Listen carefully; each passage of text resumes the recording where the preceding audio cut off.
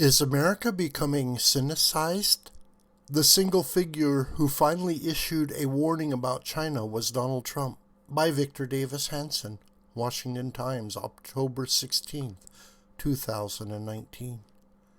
A little over 40 years ago, Chinese communist strongman and reformer Deng Xiaoping began 15 years of sweeping economic reforms. They were designed to end the disastrous, even murderous, planned economy of Mao Zedong, who died in 1976. The results of Deng's revolution astonished the world. In 4 decades, China went from a backward basket case to the second largest economy on the planet. It lifted hundreds of millions of Chinese into the global middle class. Deng's revolution came at a cost of terrible environmental damage, the rampant destruction of local communities, and continued political repression. A more efficient economy empowered dictatorship. Abroad, China systematically violated every tenet of international trade and commerce. It stole copyrights and patents. It ran up huge trade surpluses. It dumped products at below the cost of production to hook international customers. It threatened critics with boycotts, divestments, and expulsions. It manipulated its currency and demanded technology transfers from companies doing business in China. It created a vast espionage network in Western countries to steal technology, and it increasingly bullied and threatens its Asian neighbors. Such criminality abroad and such repression at home was contextualized and mostly excused by Western nations. U.S. foreign policy toward China seemed to be based on the belief that the more China modernized and the more affluent its citizens became, the more inevitable Chinese political freedom would be. Supposedly, free market China would drop its communist past to become a westernized democracy such as Japan, South Korea, or Taiwan.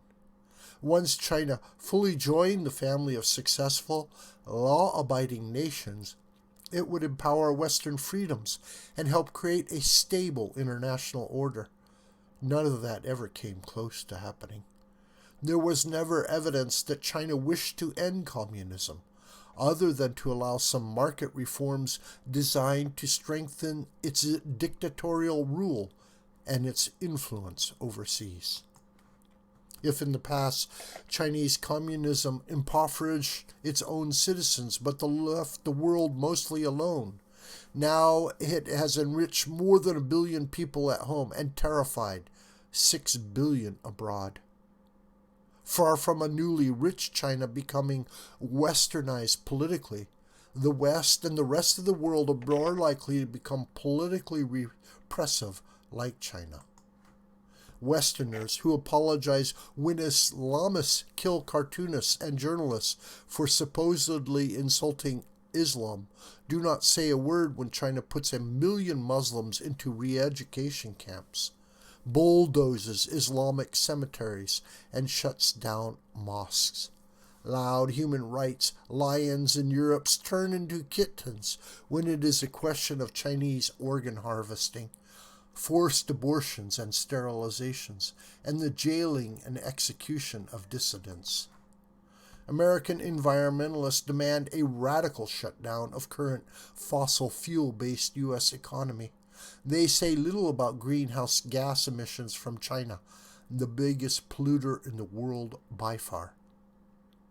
Outspoken NBA athletes and hip Hollywood celebrities damn the Second Amendment, curse their president, and boycott states they find politically incorrect.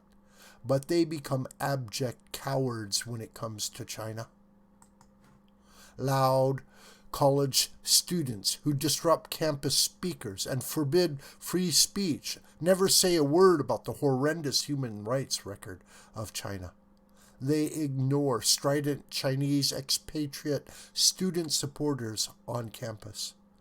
College deans who weigh in on global morality say nothing about Chinese gulags or crackdowns against Hong Kong.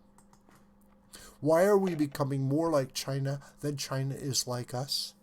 China has the world's largest consumer market. Corporations get rich outsourcing their factories to take advantage of its cheap labor. They all compete for lucrative markets of television viewers, tech consumers, and students. Western intellectuals always romanticize lethal communists as misguided idealists rather than stone-cold authoritarians.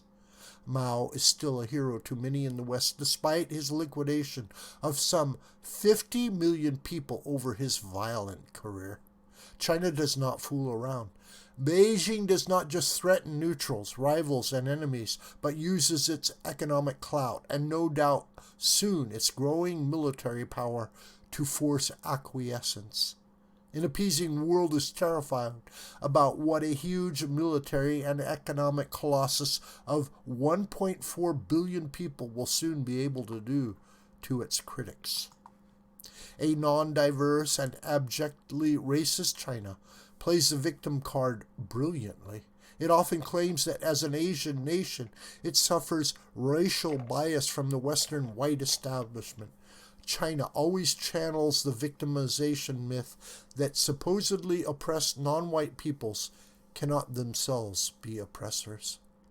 All these reasons and more explain why there wasn't a single major Western politician who warned the world of a frightening Chinese-dominated future, one in which the West turned into China rather than China into the West. The single figure who finally issued such a warning, brash Donald Trump, without prior military or political experience, was as loudly and publicly damned as he was privately and quietly admired for doing so. This video is a production of the School of the White Crane. Hi, my name is John Brooker. Please subscribe to this YouTube channel. Please share this video with family and friends and on social media. May God richly bless you, my beloved.